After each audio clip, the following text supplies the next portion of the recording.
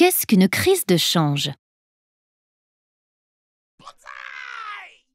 Le marché des changes est un marché sur lequel se retrouvent tous les acteurs qui souhaitent échanger une devise contre une autre devise, par exemple l'euro contre le dollar. C'est le cas notamment des banques et de certaines entreprises qui travaillent dans plusieurs devises. Ces devises sont échangées selon leur taux de change, c'est-à-dire leur valeur, qui peut évoluer. Lorsqu'une devise perd beaucoup de valeur, au moins 30% de moins que le dollar, on dit que le pays connaît une crise de change. Cela peut se produire si le pays n'inspire pas confiance, car il connaît un déficit budgétaire important et une forte inflation, par exemple.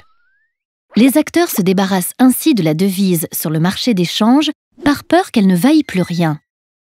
Mais ce phénomène peut être amplifié si les spéculateurs anticipent la perte de valeur de la devise et la vendent tant qu'elle est élevée pour pouvoir la racheter moins cher une fois dévaluée.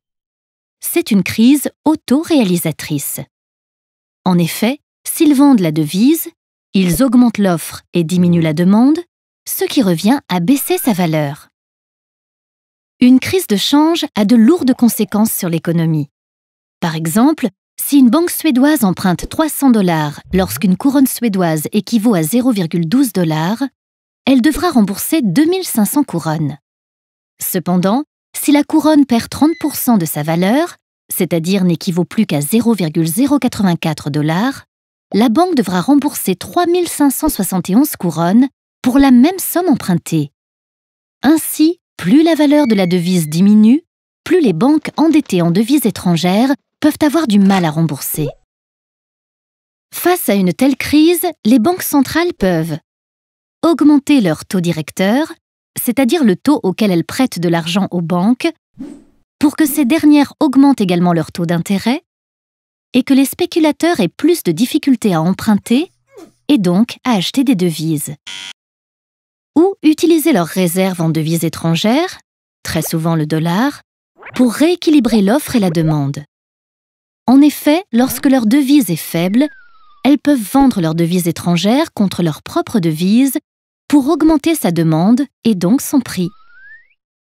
Cependant, tous les acteurs, ménages, entreprises et banques, sont affectés par l'augmentation du taux directeur car ils peuvent notamment se retrouver en incapacité d'emprunter, de rembourser et de prêter.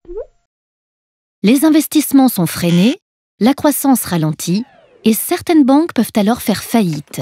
C'est ce que l'on appelle une crise bancaire. La valeur d'une monnaie a donc une importance capitale pour un pays puisqu'elle peut être à l'origine de plusieurs crises et notamment de crises bancaires.